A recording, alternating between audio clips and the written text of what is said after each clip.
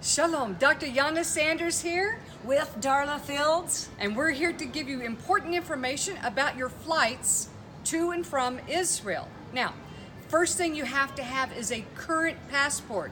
Please make sure that your passport has at least 6 months on it before it expires. That's right, 6 months. If it doesn't, do the paperwork or whatever's necessary and renew your passport now. Don't wait, because you cannot get into Israel without a passport that is current, all right? So that's number one. And you'll want to take your passport with you. Don't put it in your luggage that you send underneath the plane. Forgive me for all of you seasoned travelers, but it's very important that you keep your passport on your person at all times. I want to talk to you about our arrival day and our leave day. Now, the details of the trip are May 25th through June 5th.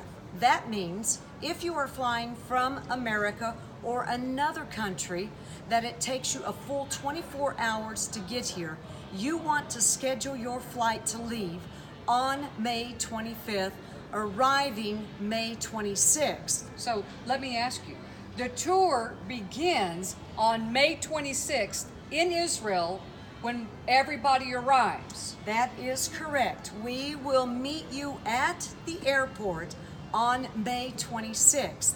If you are one of those people who like to make arrangements and come a few days early, you probably know how to already get a hotel and then meet us at the airport on May 26th.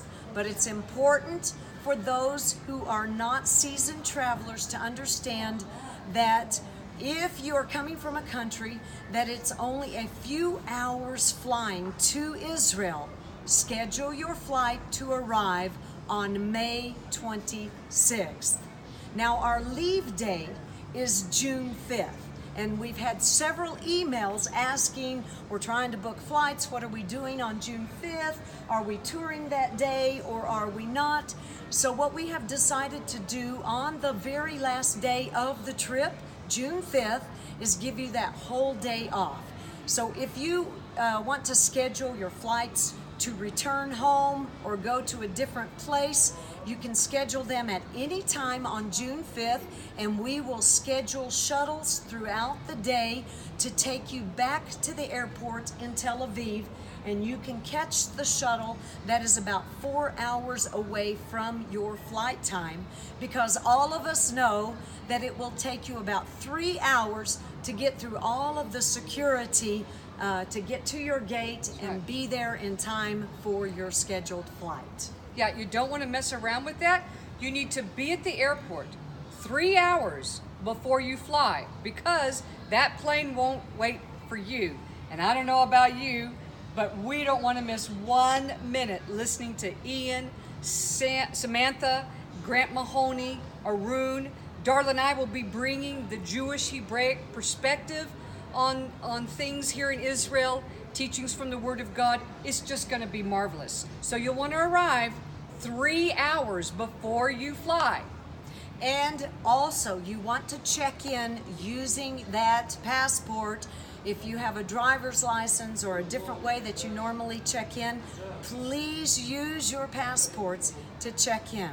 I also want you to know that when you arrive, you will go through the passport control here in Israel. And you will just tell them you're arriving, you have a land package scheduled with a group, and you are meeting your tour leaders in the baggage claim area. You will go to the baggage claim area, get your luggage. You will go through the customs here in Israel. It is a sign that is lit up and it's green in color, and it merely says customs.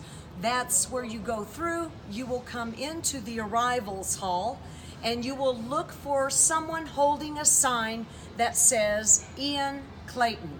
When you see that person, you go to them, and that's the shuttle that you will catch.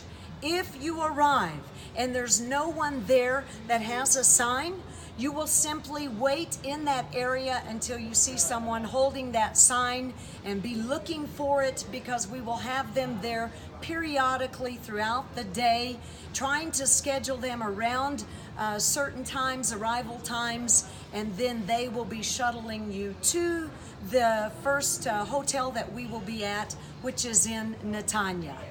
All right. Thank you for listening to these videos. We know they're going to be a tremendous help to you. Shalom. Shalom.